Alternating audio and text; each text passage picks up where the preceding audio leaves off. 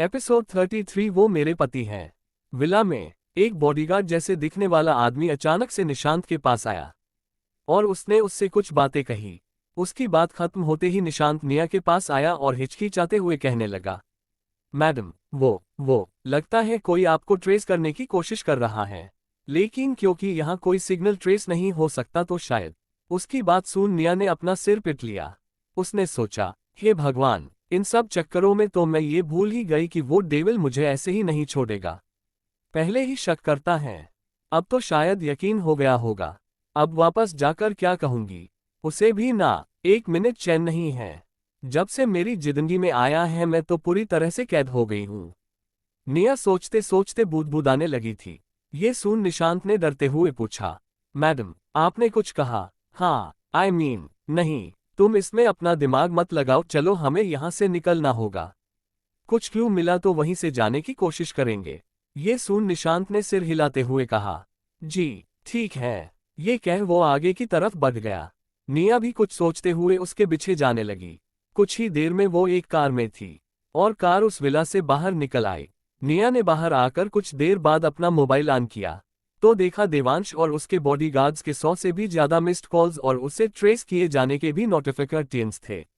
निया के मोबाइल में ये स्पेशल फीचर था जिससे अगर उसे कोई ट्रेस कर रहा होता तो उसे तुरंत नोटिफिकेशन मिल जाता और उसका मोबाइल ऑटोमेटिक स्लीप मोड में चले जाता, जिससे सामने वाला उसकी लोकेशन चेक नहीं कर सकता था। निया इतने सारे नोटिफिकेशन देखकर परेशान हो ही रही थी कि उसे एक प्राइवेट मैसेज दिखा। वो मैसेज डेविल के नाम से आया था। उसमें लिखा था, अगर मैसेज देख लो तो तुरंत कॉल करना, मैं तुम्हें ढूंढने आ रहा हूँ। डोंट वरी, तुम बिल्कुल भी मत घबराना। ये पढ़ तो निया की आंखें ही बाहर आ गई। इसे क्या वो कोई छोटी बच्ची नजर आती थी जो घबराएगी? अगर ये मैसेज मेरे बॉडीगार्ड्स ने गलती से भी देख लिया तो कहीं सुसाइड ना कर दे। और क्या मुझे ढूंढने आ रहा है?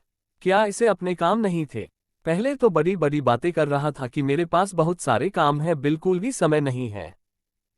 ये सारी मुसीबत मेरे ही गले पड़नी थी। वो ये सब सोच ही थी कि उसके मोबाइल पर किसी का कॉल आ गया।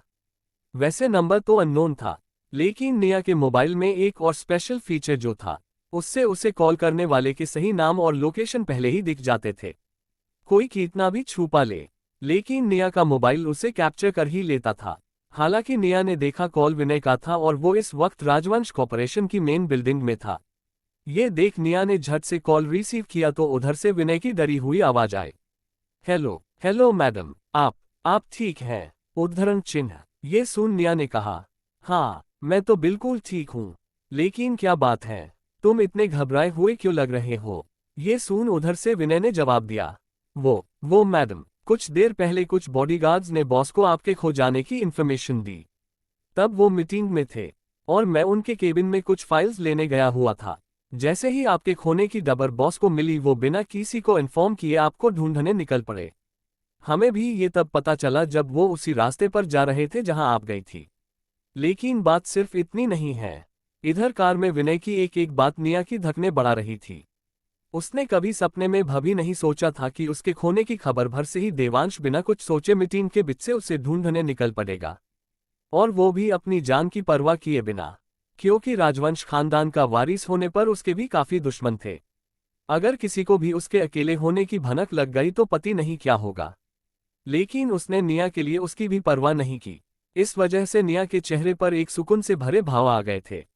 लेकिन वो खुश हो भी पाती उससे पहले उसने विनय की आवाज में हिचकिचाहट सुनी और कुछ बुरा होने की संभावना ने उसे घेर लिया।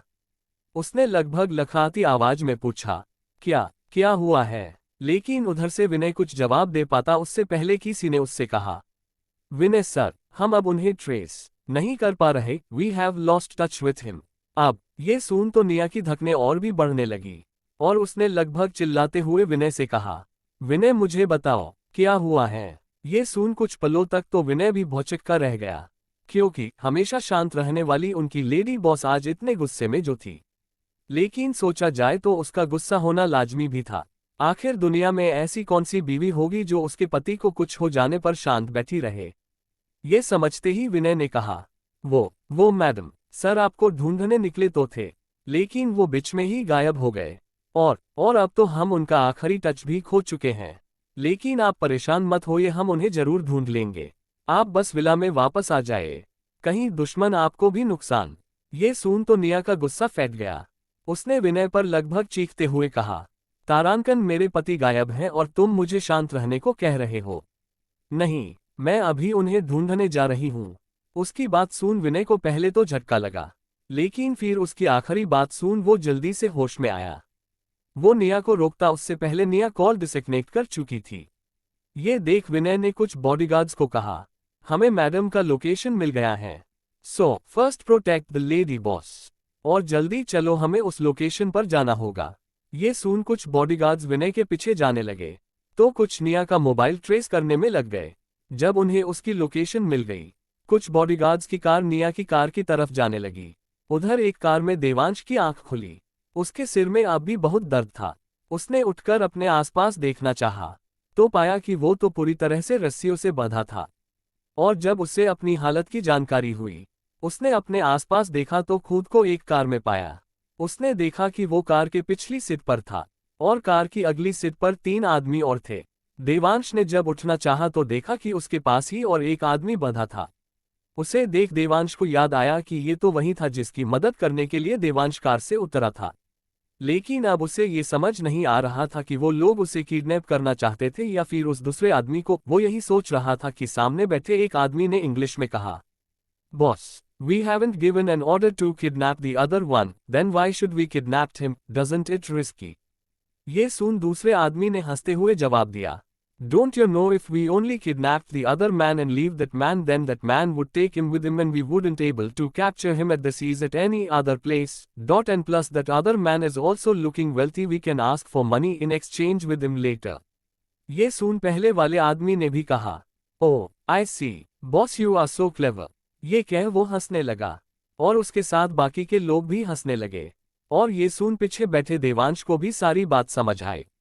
तो ये लोग उसे नहीं बल्कि इस इंसान को किडनैप करने आए थे। लेकिन क्यों? ये आदमी तो दिखने से बहुत ही कमजोर और बीमार लगता था और शायद अपनी याददाश्त भी खो चुका था। तो फिर ये ऐसे आदमी को क्यों किडनैप करना चाह रहे थे? देवांश खुद को छुड़ाने की कोशिश कर रहा था, लेकिन तभी कार एक बार जोर से हिली, जिससे देवांश का सिर फिर से किसी चीज से टकरा गया, और उसी जगह पर वार होने से देवांश की आंखों के सामने अंधेरा छा गया, और वो एक बार फिर से बेहोश हो गया। उधर निया की कार में, निया ने जैसे ही कॉल रखा वो अपने गुस्से को कंट्रोल करने लगी। उसने अब भी कार में बैठे उन 2 लोगों के चेहरों को नहीं देखा था, जो डर से सफेद पड़े थे, क्योंकि अभी कुछ पल पहले ही निया ने गुस्से में अपने पति का जिक्र किया था। कुछ सालों से निया के साथ होने से उन्होंने निया के गुस्से को बहुत बार देखा था। इस वजह से वो निया के गुस्से से ज्यादा उसके पति वाली बात पर ज्यादा हैरान थे। वो निया के साथ हर काम में रहे थे। वो जानते थे कि वो कितनी क्रूर बन सकती थी। तो फिर ऐसी औरत से भला किसने शादी की होगी?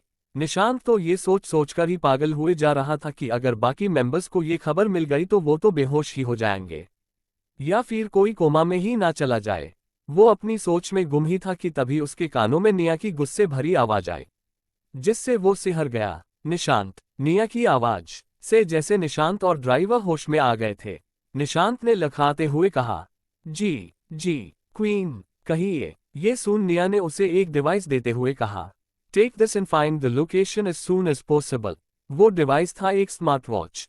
किसी को नहीं पता था, लेकिन निया ने देवांश के आते से ही उसकी वॉच में एक डिवाइस फिट कर दिया था, ताकि उसे पता चल सके कि देवांश कहीं उसके आसपास तो नहीं जब वो अपने मिशन पर हो। वो अभी अपने मोबाइल से उसकी लोकेशन पता नहीं कर सकती थी, क्योंकि उसे अपना मोबाइल ऑफ रखना था, ताकि देवांश के बॉडीगार्ड्स उसकी लोकेशन पता ना कर पाए, वरना वो अपने मिशन में फेल हो जाएगी। इसलिए उसने ये निशांत को दे दिया था। Episode 34 kidnapped Devansh.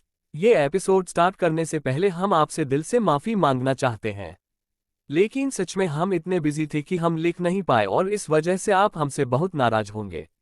लेकिन हम आपसे वादा करते हैं कि हम अभी तो आपको 2 एपिसोड्स दे रहे हैं, लेकिन कल तक आपको कम से कम 7-8 एपिसोड्स मिल जाएंगे। हमारी कहानी को इतना सराहने के लिए बहुत बहुत धन्यवाद। और आपसे और एक रिक्वेस्ट है कि हमारी नई कहानी भी पढ़े, जिसका नाम है बंधन बिन फेरों का। ये आपको हमारी लाइब्रेरी में मिल जाएंगी। और आप सबकी कंप्लेंट थी कि हमारे देर है एपिसोड देने पर आप पहले की कहानी भूल जाते हैं। वैसे इसके बाद ये नौबत हम आने नहीं देंगे, लेकिन आपके लिए हम अब तक की कहानी समराइज कर देते हैं। तो कहानी है निया की, जो अपने माँ पापा और भाई के एक्सीडेंट के बाद अपने घर से भाग आई थी। और रोड पर भागते हुए वो एक कार से टकरा जाती है और उसे बेहोश देख वो लोग उसे हॉस्पिटल ले जाते हैं। और निया होश में आकर उन्हें जब बताती है कि उसका कोई नहीं है तो वो लोग उसे अपने घर ले जाते हैं। ये लोग और कोई नहीं, देश के सबसे अमीर खानदानों में से एक राजवंश खानदान के थे। कुछ दिनों के बाद कुछ कॉम्प्लिकेशंस की वजह से निया की शादी राजवंश खानदान के बड़े बेटे देवांश के साथ हो जाती है। वैसे तो उनकी शादी हो चुकी थी, लेकिन शादी की रात ही देवांश इंडिया छोड़कर अब्रॉड चला जाता है। इससे निया उसे लगभग भूल जाती है। लेकिन 6 साल बाद जब वो कॉलेज जाने लगती है तो उसे पता चलता है कि उसका पति जो उसे शादी की रात छोड़कर चला जाता है वो वापस आने वाला होता है। इससे उसे ना तो खुशी होती है ना ही दुख। पर जब देवांश वापस आता है तो उसकी फ्रीनेस खत्म हो जाती है और फिर उनके बीच कुछ ऐसी बातें होती हैं जिससे वो थोड़े करीब आ जाते हैं। लेकिन तभी निया को एक कॉल आता है कि इंग्लैंड में किसी का किडनैप हुआ है। और तभी उसे पता चलता है कि देवांश भी वहां जाने वाला है, तो उसे देवांश को रिक्वेस्ट करती है कि वो निया को भी अपने साथ ले जाए। और देवांश कुछ आनाकानी करते हुए मान जाता है और वो सब वहां पहुंच जाते हैं। और अब आगे आप पढ़ सकते हैं। होप कि आप समझ सके। अब आगे, take this and find him quickly, I don't want him to be in any danger. इसे लो और जल्दी ढूंढो उन्हें, हम नहीं चाहते कि वो किसी भी खतरे में हो। ये कह निया ने एक स्मार्टवॉच निशांत को पका दी और फिर कुछ सोचने लगी। उसने निया को पहले कभी इतनी चिंता करते हुए नहीं देखा था। वो कभी भी इतनी नर्वस नहीं रहती थी जितनी वो आज थी। तब भी नहीं जब वो आदमी खो गया था जिसे वो ढूंढने यहाँ आई थी। वो तब भी बहुत शांत थी, लेकिन जैसे वो अब रिएक्ट कर रही थी उससे पता चलता था कि देवांश उसके लिए कितना इंपॉर्टेंट था। निशांत ने वो वॉच ली और उसका डेटा किसी और को फॉरवर्ड कर दिया, क्योंकि वो भी इस डेटा को डिकोड नहीं कर सकता था। निशांत ने डेटा फॉरवर्ड करके रिजल्ट का वेट करते हुए परेशान निया से कहा, डोंट वरी क्वीन, वो मिल जाएंगे। हमारे एक्सपर्ट्स किसी भी और एक्सपर्ट्स से बेहतर हैं। हम उन्हें जल्द ही ढूंढ लेंगे। उद्धरण चिन्ह। निशांत की बात सुन निया अपनी सोच से बाहर आए और उसने कहा, नहीं निशांत, हम परेशान अपने लिए नहीं हैं। इसलिए नहीं है कि वो हमारे पति हैं, बल्कि इसलिए है कि वो उस घर के बेटे हैं जिसने हमें उस वक्त अपनाया जिस वक्त हमारे साथ कोई नहीं था। उस वक्त ना तो हम जी पा रहे थे और ना ही मर सकते थे।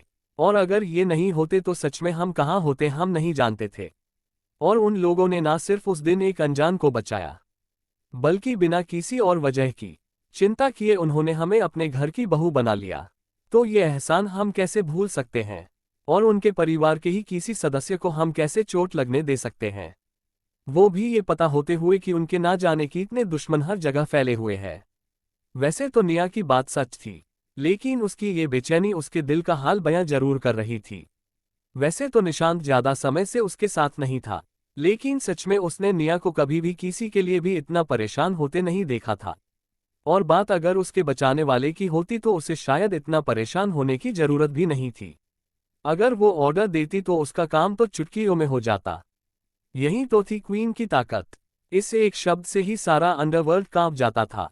आखिर उसके बराबरी का सिर्फ एक ही इंसान था, लेकिन ये दोनों कभी भी एक दूसरे के कामों में नहीं आते थे। जैसे क्वीन यानी निया को किसी ने नहीं देखा था, उस इंसान को भी आज तक किसी ने नहीं देखा था। ये दोनों थे किसी शासक की तरह, लेकिन अगर किसी के सामने गए भी तो कोई उन्हें नहीं पहचान पाएगा। खैर, इधर निया और निशांत लोकेशन आने का वेट कर रहे थे ताकि अपना अगला मूव कर सके। तो उधर विनय अब एक विला के बाहर था। वो जल्दी से कार से उतरा और उस विला के अंदर एक बेसमेंट में चला गया। वहां पहुंचकर उसने कहा, कियान, कुछ पता चला? ये सुन कियान ने उसकी तरफ देख कहा, नहीं बॉस, जिस लोकेशन से किडनैप हुए थे उसकी कुछ ही दूरी पर उनका मोबाइल मिला। अब ऐसा कोई रास्ता नहीं जिससे हम उन्हें ट्रैक कर सके। ये सुन विनय ने पास ही की दीवार पर गुस्से से एक पंच मारा, लेकिन फिर उसे कुछ याद आया और उसने पूछा, और मैडम, उनका क्या? पता नहीं वो कहाँ है। उन्होंने तो ये कहा कि वो खुद बॉस को ढूंढेगी। कहीं बॉस को ढूंढने के चक्कर में उन्हें कुछ ना हो तो अच्छा है, वरना हम बॉस से क्या कहेंगे। उसकी बात पर कियान ने कहा, उनकी लोकेशन मिल तो गई थी, लेकिन जब तक हम वहां पहुंचते वो वहां से चली गई थी। और उनकी लोकेशन भी, उन्हें भी हम ढूंढ ही रहे हैं। उद्धरण चिन्ह। अच्छा ही होगा अगर वो ना मिले। उनकी वजह से ही तो बॉस को भी किसी ने किडनैप कर लिया। अगर वो ऐसे बच्चों की तरह नहीं करती और अपनी लोकेशन ऑफ नहीं करती तो बॉस उनके लिए परेशान होते ही नहीं और उन्हें ढूंढने के चक्कर में खुद फंसते नहीं। और वो कुछ करेगी। क्या करेगी वो? यहाँ हम सब मिलकर इतने रिसोर्सेस के साथ बॉस को नहीं ढूंढ पा रहे और वो वहाँ अपने कुछ दोस्तों के साथ उन्हें ढूंढेगी। ये मैडम कुछ ज्यादा ही मजाकिया नहीं है? विनय और कियान की बात सुन रहे एक हटे कट्टे से बॉडीगार्ड ने एक दूसरे बॉडीगार्ड से कहा। ये बॉडीगार्ड शायद नया था, इसलिए इतना बोल रहा था, वरना बाकी के बॉडीगार्ड तो चुपचाप किसी पुतले की तरह अपनी जगह खड़े थे। अब उस बॉडीगार्ड की बात सुन डरते हुए उसके पास वाले बॉडीगार्ड ने कहा, चुप करो, किसी ने सुन लिया तो खुद तो मरोगे ही, हमें भी मरवाओगे। और तुम्हें क्या परेशानी है मैडम से? अब खुद बॉस उनके लिए परेशान हो रहे हैं तो सोचो मैडम उनके लिए कितनी मायने रखती हैं। और अगर तुम उनकी बुराई करते पके गए तो सोचो तुम्हारा क्या हाल होगा। और वैसे भी मैडम स्वभाव से बहुत अच्छी लगती हैं। ये सुन उस पहले वाले बॉडीगार्ड ने मुंह बनाते हुए कहा, हम स्वभाव से अच्छी हुई तो क्या हुआ, इतने बड़े बिजनेसमैन की पत्नी है, ऐसे ही कहीं भी निकल जाएगी तो कैसा लगेगा। और ऊपर से इतनी लापरवाही। अगर ऐसे ही चलता रहा तो बॉस पर और भी मुसीबतें आ सकती हैं। मुझे तो लगता है मैडम बॉस का लायक है हूं नहीं। ये सुन उस दूसरे बॉडीगार्ड ने उसे डॉटकर चुप करवा दिया। लेकिन सच में जिन लोगों को ये बात पता चली थी और वो निया से कभी नहीं मिले थे तो सभी को निया की ही गलती लग रही थी। लेकिन उस बॉडीगार्ड तरह किसी में बोलने की हिम्मत नहीं थी। हालांकि ज्यादातर लोग निया और देवांश के लिए परेशान थे। उनके पास ऐसी फालतू बातें सोचने का वक्त नहीं था। उधर कार में, हेलो, निया ने एक कॉल को आंसर कर कहा। उधर से एक लड़की की घबराए आवाज आए, नीयू तू कहाँ है? मैं कब से तुझे कॉल कर रही हूँ और तेरा फोन है कि लग ही नहीं रहा। पता है मुझे कितनी टेंशन हो गई थी। ये सुन एक फीकी सी मुस्कुराहट के साथ निया ने कहा, कायरा दी, आप भी ना, भला कोई हमें क्या कर सकता है? अगर हमारे सामने कोई आएगा भी तो डरने की जरूरत उसे होगी ना कि हमें। तो बस चिल। आप ये बताइए आपने हमें कॉल क्यों किया था? सब ठीक है ना? निया अपनी परेशानी कायरा को बताकर उसे और परेशान नहीं करना चाहती थी। आखिर वो तो पहले से ही परेशान थी। उधर कायरा ने जब ये सुना कि निया ठीक थी तो उसने राहत की सांस ली और फिर कहा, यहाँ सब ठीक तो है और हमें एक क्लू भी मिला है। ये सुन तो निया भी एक्साइटेड हो गई। उसने कायरा से पूछा, क्या क्या क्लू मिला है? ये सुन कायरा ने चाहते हुए कहा, आई थिंक वो अभी डीसी रोड के करीब है, क्योंकि हमें वहां उनके कड़े का मोती गिरा मिला और तुम्हें तो पता है वो मोती दुनिया में उसके जैसा एक ही है तो। और इसी वजह से हम सब वहीं ढूंढ रहे हैं। तुम भी आ जाओ। ये सुन निया के चेहरे पर एक मुस्कान आ गई और उसने राहत की सांस लेकर मन में कहा, आशा है कि आप ठीक होंगे हुकुम सा, लेकिन पहले हमें देवांश को ढूंढना होगा। ये सोचते ही उसकी मुस्कान फिर से गायब हो गई और जो दर्द और परेशानी अभी उसके चेहरे से गई थी वो वापस आ चुकी थी। और उसने उसी डर में कायरा से कहा, नहीं कायरा दी, आप प्लीज उधर सब संभालिए, हमें यहाँ एक बहुत अर्जेंट काम आया है तो हमें वहां जाना होगा। निया की आवाज में जो परेशानी थी उसे समझ कायरा ने भी उसे हाँ कह दिया, क्योंकि उसे पता था कि अगर कोई बहुत अर्जेंट काम ना होता तो निया ऐसा कभी ना करती, क्योंकि वो इंसान निया के लिए बहुत मायने जो रखता था। उधर जब निया ने कॉल डिस्कनेक्ट कर दिया, सामने पैसेंजर सीट पर बैठे निशांत ने हडबडी में कहा, क्वीन, उनकी लोकेशन पता चल गई है। वो Don't forget to like, comment, subscribe.